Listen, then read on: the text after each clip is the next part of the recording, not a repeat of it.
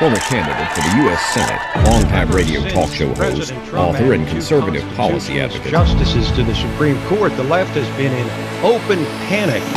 Liberty Nation with Tim Donner. Democrats and Bernie Sanders. Does a pivotal moment in history await the American people? Welcome back into Liberty Nation Radio, a production, as always, of LibertyNation.com and heard from coast to coast on the Radio America Network. With Democrats in 15 states voting over the next 4 days, the party establishment faces a damned if they do, damned if they don't moment. They're damned if they nominate a socialist and head for electoral slaughter, and damned if they throw the kitchen sink at him, take him down, and infuriate the party's rabid base. We'll bring on LibertyNation.com political columnist Joe Schaeffer and Heartland correspondent Sarah Cowgill to analyze the party's dilemma. Plus, LibertyNation.com legal affairs editor Scott Cosenza jumps on board for Talkin' Liberty, featuring a supervised heroin injection site, free speech and illegal immigration, GPS tracking devices, an anti-lynching law, plus YouTube and the First Amendment. Say what? Say what? Say what? One more time. We commence the proceedings with our signature segment, Say What?, where we roll out a virtual assembly line of wacky, astonishing, damnable, and ultimately revealing things uttered by politicians and the chattering class. Democrats have spent the last almost 5 years condemning everything Donald Trump has done and said, exploiting everything from James Comey to Stormy Daniels to Russia collusion to a phone call with a foreign president, trying to impeach or otherwise take down this president before the voters even get a chance to weigh in this November. So now, with impeachment off the table and Democrats facing the most crucial stretch of their long campaign to take back the White House, 21 contests in the next 10 days, we should hardly be surprised that the increasingly desperate Democrats would try to turn the coronavirus into a political football at their latest debate this week, shamelessly exploiting uncertainty among the American people.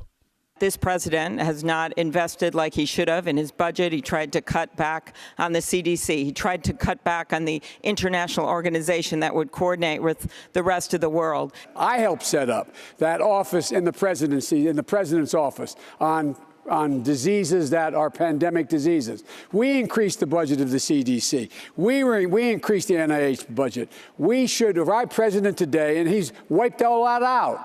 I would be on the phone with China and making it clear, we are going to need to be in your country. Whether or not the issue is climate change, which is clearly a global crisis requiring international cooperation, or infectious diseases like coronavirus, this is a global problem. We've got to work with countries all over the world to solve it. Biden continues to yell when he should talk, or say 150 million when he means 150,000, or confuse the current Chinese president with the one from the 20th century, either stumbling or speaking about 2 decibels too high with his rehearsed over-the-top bravado.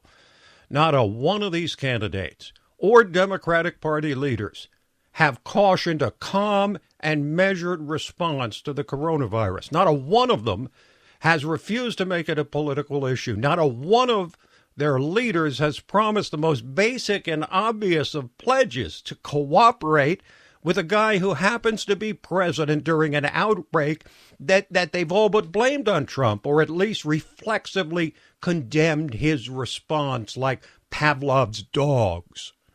In fact, you wonder if Trump isn't exactly the kind of CEO president you want in charge of an outbreak like this. He's a business guy, proven over and over that he'll take a business-like approach free of mandatory political correctness. Fact is, we don't know exactly where this virus is headed, but it goes well beyond just political rhetoric when one of the 2 major political parties in this country is exploiting people's uncertainties and fears for naked political ends. But almost everyone, left and right, agreed that this South Carolina debate, the last one before 15 states vote between Saturday and Tuesday, was the most banal, most vacuous, most racially tinged, most insufferable of all the debates. And that is really saying something with this field. It was replete with name-calling, virtue signaling, pandering platitudes. 9 people shot dead by a white supremacist. Bernie voted 5 times against the Brady bill. I'm not saying he's responsible for the 9 deaths, but that man would not have been able to get that weapon with the waiting period had been what I suggest until you are cleared. The mayor even said that they disproportionately stopped white people too often and minorities too little. There's 7 white people on this stage talking about racial justice. At least I didn't have a boss who said to me, kill it. The way that Mayor Bloomberg never alleged said to that. have said to one of his pregnant employees. Nobody accused me of doing anything other than just making a comment or two. The time has come for us to stop acting like the presidency is the only office that matters. Not only is this a way to get Donald Trump reelected, we got a House to worry about. We got a Senate to worry about. Medicare for all will save money. Ours will cost about $45 billion, not $60 trillion. No, I was talking about. So that chaos at the end pretty well typified the whole debate. By the way, Biden went on to grovel for the black vote by promising to name a black woman to the Supreme Court. It took those lovely women on that daytime chat-up show, The View, to most accurately characterize and mimic that debate. You really needed a lion's hammer there rather than... Right? Oh, my gosh. It was really chaotic. Let me say, it's like being on The View. I tweeted that last night, except but without her bell. Like, you needed her bell to go, you needed a bell. It did come across as like a fight club. Fight club, indeed. Well, let's give you another textbook example of what these candidates are willing to do and say in a desperate search for votes. So you think Joe Biden is a moderate? Listen to what he said in a previous debate about gun manufacturers. The only industry in America that is not able to be sued are the gun manufacturers. They can't be sued. And I tell you what, I'm not joking. I've sat there and looked in the eyes of those parents as recently today, talking about their kids and how they died. And they died at the hands of why can't we sue these manufacturers? And I promise you, as president, I am going to get these guys. Gun manufacturers, I'm coming for you, period. What that would do is essentially run every gun manufacturer out of business with an uncontainable flood of lawsuits. Even gun grabber supreme Mike Bloomberg hasn't advocated that. So just think about that when you consider if Joe Biden is really a moderate. And if he's just posturing, whether a guy who takes a position like that, far more radical than in his entire 40-plus year political career, can be trusted not to change his positions on any number of other issues. But the spotlight continues to shine on Bernie Sanders, who gave no ground in the debate. The other candidates tried, but mostly failed to knock him down a peg. As the Democratic establishment continues to panic about Bernie at the top of the ticket, and he hardly calmed their fears when he went on 60 Minutes, where they played his comments about the communist dictator Fidel Castro in Cuba from the 1980s, and then let him respond. He educated their kids, gave them health care, totally transformed the society. We're very opposed to the authoritarian nature of Cuba. But, it's unfair to simply say everything is bad. When Fidel Castro came into office, you know what he did? He had a massive literacy program. Is that a bad thing? Yes, Bernie has doubled down on his admiration for the communist totalitarian Fidel Castro. And he's winning. Need we say more about the Democratic Party or the voters' utter disgust with the political establishments in both parties? Then you got the curious case of Pete Buttigieg, Mayor Pete, with his silky smooth tongue and glibness to beat the band. He's trying to channel the last president.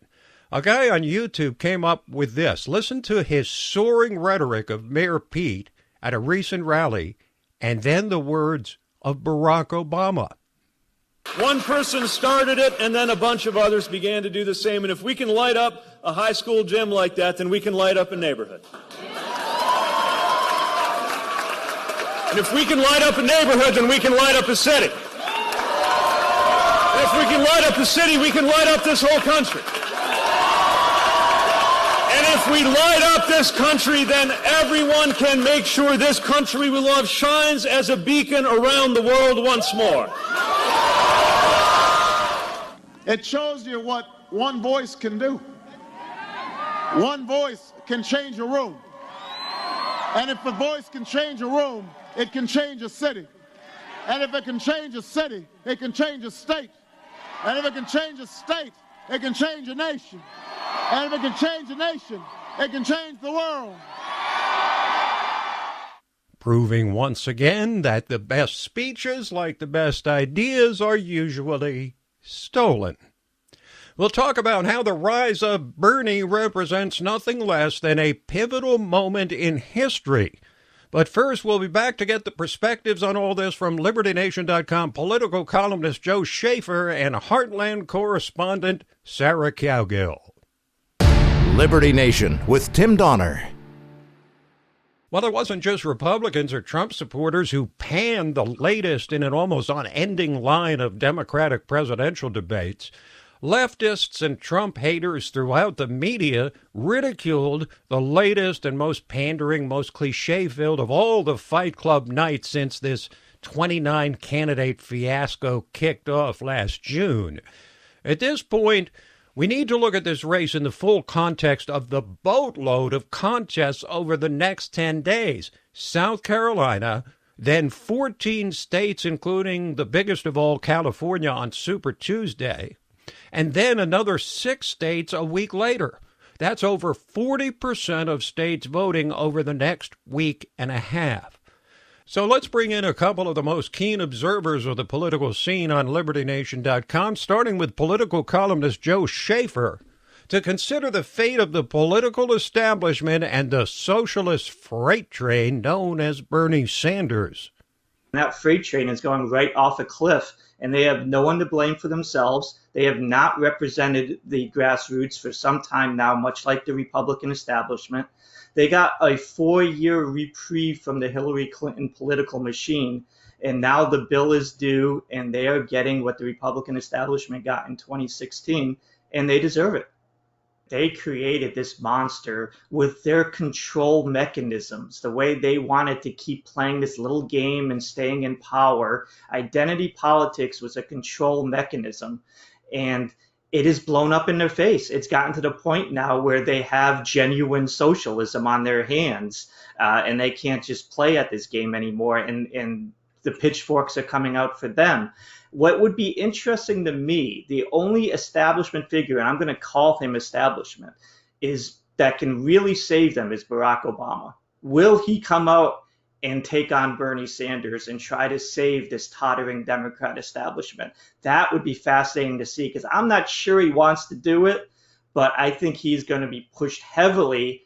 A lot of Democratic old-timers continue to cling to Joe Biden like some sort of warm, comfortable old blanket as he continues to melt down before our eyes. And LibertyNation.com Heartland correspondent Sarah Cowgill finds it as sad as many other people.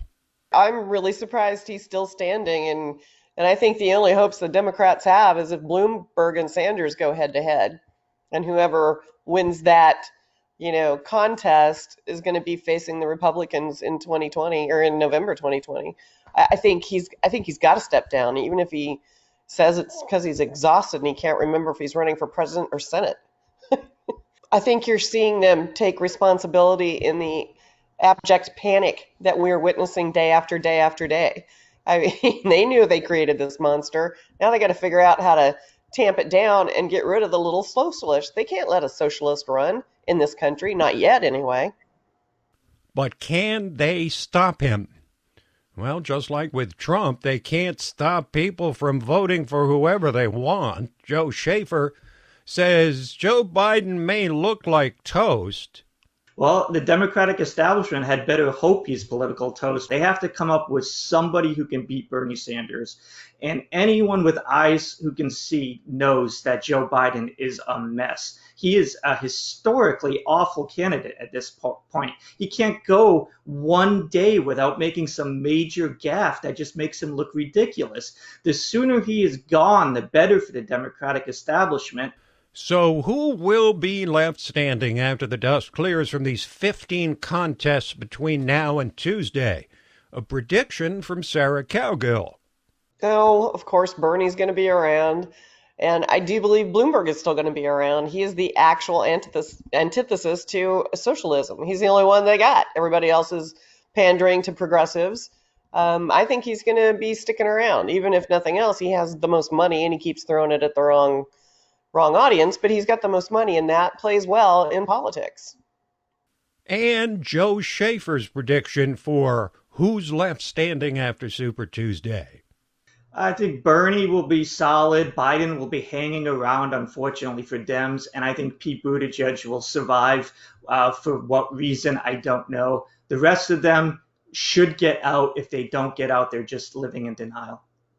It's my sense that because of the proportional awarding of delegates, which allows also Rands to pick up delegates here and there, stay in the race, and thus have some power heading into the convention, together with the thirst among party regulars for anyone other than a socialist, that Amy Klobuchar may well be the only one who actually drops out after Super Tuesday, even though I continue to maintain, as I have on the pages of LibertyNation.com and here on this show, that she would still be the best candidate to take on Trump and save the party's flagging image. We'll review the bidding for you next week. And after a quick break, we'll come back and discuss why the Democrats' dilemma over Bernie Sanders represents nothing less than a pivotal moment in history. Where can you find honest political commentary?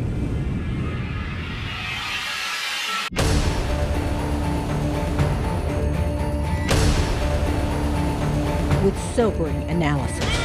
Even the most trusting among us may find the company's latest plan deeply intrusive. Accountability. Perhaps it's time to start asking the right questions. Deconstructing threats to our liberty. Unparalleled insight into important stuff. And boldly reporting the truth. Truth is making a comeback. Well, hello again, and welcome to Election 2020 Roundtable. Uprising podcast of LibertyNation.com. Abortion is functionally sexist.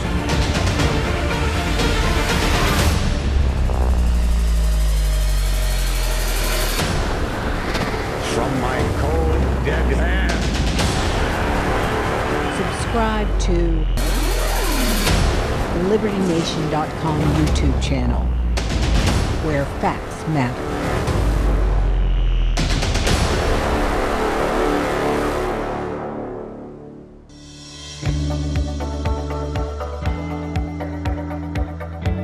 Click on youtube.com/LibertyNation. Liberty Nation with Tim Donner. The system is rigged. We're going to drain the swamp and take down the corrupt establishment. We're throwing out the rule book and going for big structural change. Sound familiar? Well, those themes certainly worked for Donald Trump in 2016, and damned if they aren't working for old Bernie Sanders in 2020. It's as if we've been treated to a stereo version of political upheaval. Now, most of us thought that Vermont senator had missed his moment 4 years ago. He'd come excruciatingly close to achieving the impossible as a cranky, unknown socialist fire breather from a tiny state. He commenced the takedown of the Clinton dynasty, a task ultimately completed by Trump. Was that all there is?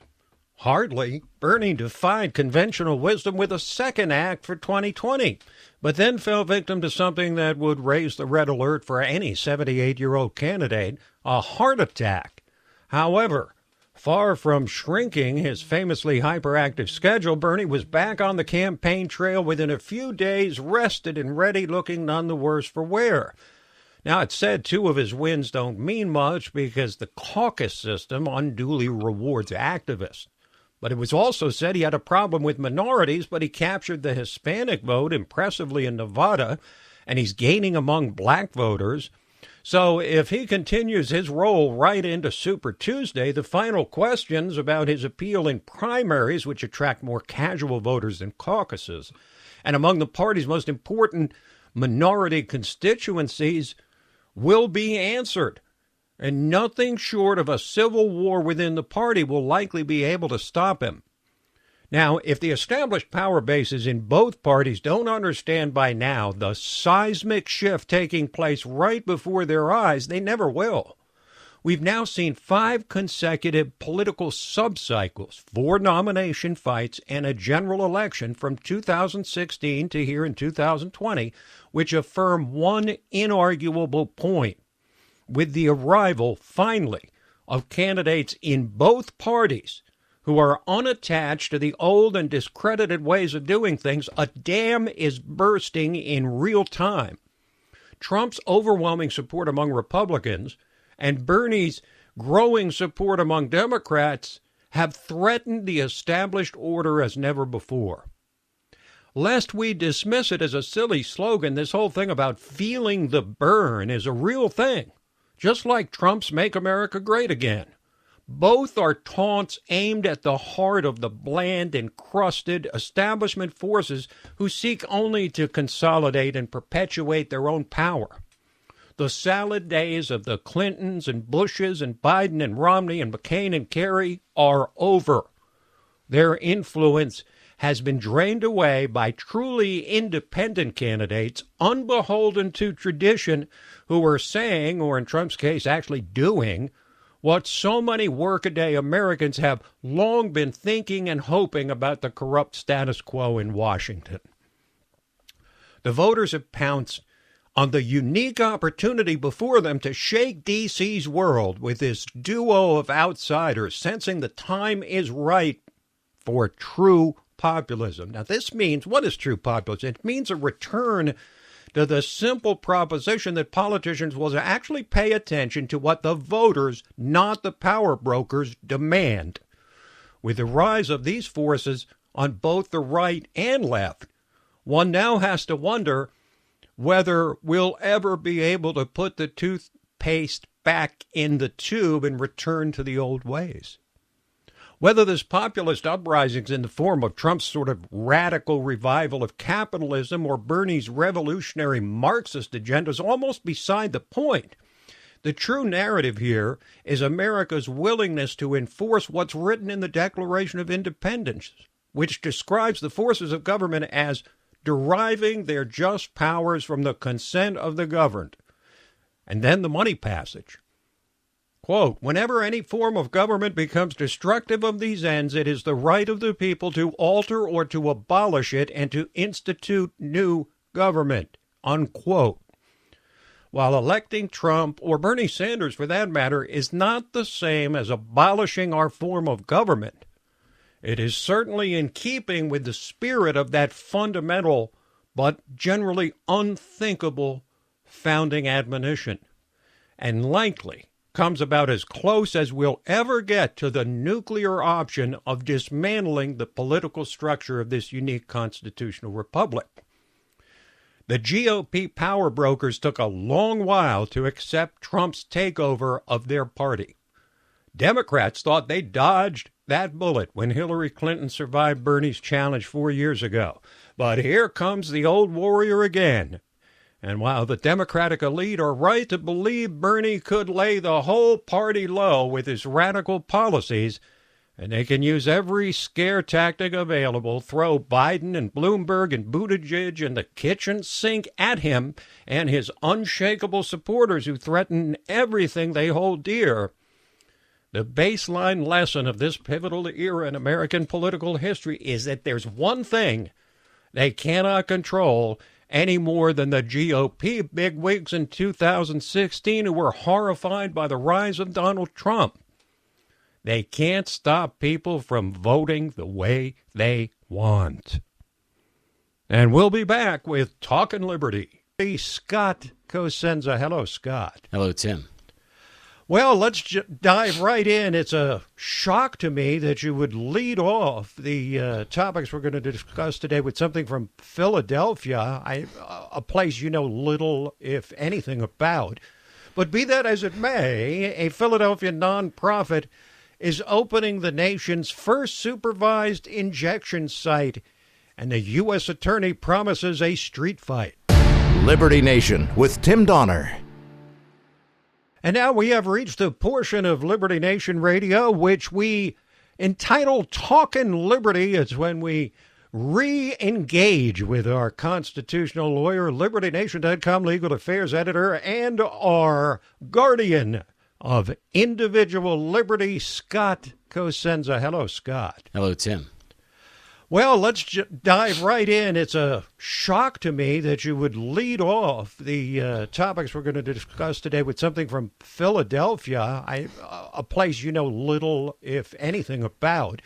But be that as it may, a Philadelphia nonprofit is opening the nation's first supervised injection site, and the U.S. attorney promises a street fight. The cradle of liberty, Tim, as I like to say. It is really a remarkable story. And this is something that exists in Canada and many places. There are none currently in the United States. This will be the first supervised injection site. This is a place where intravenous drug users are permitted to go and carry with them their drugs. Basically, we're talking about heroin here, and use it safely. Safely meaning there are people there who have Narcan who can administer it if they OD. They can call the authorities, medical authorities, and also they are not in danger of violence and so forth. They can access social services. There will be access to basically social workers and health, public health types in this facility to try to address the ills of the population of IV drug users. Is the level of knowledge about this that's required for the average person a little bit too much for them to not support this? In other words, on the surface, of course, it looks terrible. Wait a minute, we're going to get heroin users in our neighborhood. If it takes 2 or 3 levels of explanation, I'm wondering whether it's something that can be broadly accepted. Or is it something that they will accept, but it's going to take a lot of time? I think and hope it's the latter. Right now, there are 3 to 4 overdose deaths in Philadelphia. I think every day or maybe Pennsylvania. It's a catastrophic problem. Pennsylvania has got the worst, and Philadelphia has got the worst heroin problem of any major city. Bet worse than Chicago, and this is by the numbers, Tim. By the way, I'm not talking about by the percentages. It's not a per capita problem. I mean, far and away, and it's not the most populous city in the country. So they've got to do something, and I think that the people of the region have a sense of that. Now, one of the things that was sort of, I don't know if ham-handed is the right way to say it, but it seems unfortunate, is that the neighborhood that they had initially proposed to put this facility in, called Kensington, is a neighbor that no Philadelphian would ever dispute is the tip of the spear in terms of the crisis with heroin. And I think that we'd see a lot less NIMBYism or not in my backyardism from people of that neighborhood than the neighborhood in South Philadelphia where they did open up, or where they have said they're opening up.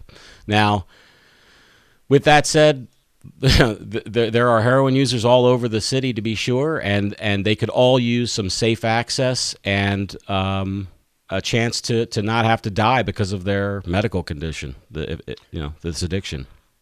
Well, I hate to sound so cynical, but maybe the fact that so many rich suburban white kids are getting addicted to opioids will open people's minds to alternatives, because whatever's being done now is not working.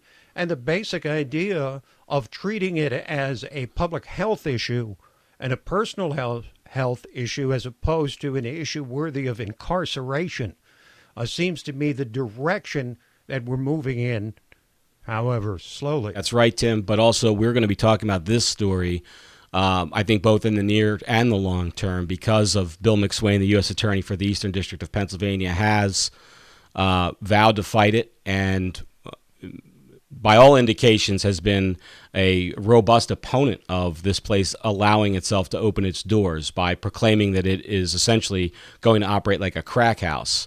So the administration is committed to fighting